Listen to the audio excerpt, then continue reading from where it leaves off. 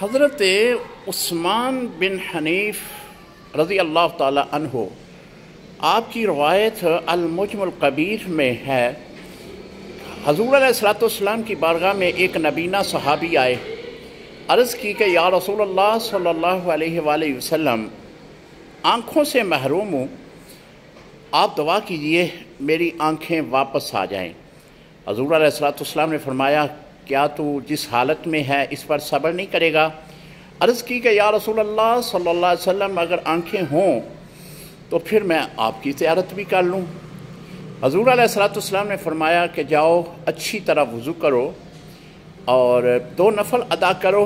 اس کے بعد حضور علیہ الصلوۃ والسلام نے ایک دعا پڑھ کر سنائی جس میں حضور کے وسیلے کا ذکر تھا۔ وہ صحابی رسول، انہوں نے اچھی طرح وضو بنایا، 2 رکعت نماز نفل ادا کی، اللہ کی بارگاہ میں حضور علیہ الصلوۃ والسلام کے وسیلے سے دعا مانگی۔ اللہ تعالیٰ نے وہ صحابی جو مادر ذات نبینے تھے، اللہ نے ان کو آنکھیں عطا کر دیں۔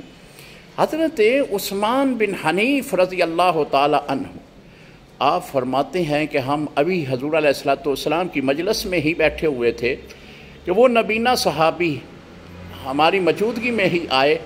ہم دیکھتے رہ گئے اور ایسے محسوس ہو رہا تھا کہ ان کی آنکھیں شروع سے ہی ٹھیک ہیں۔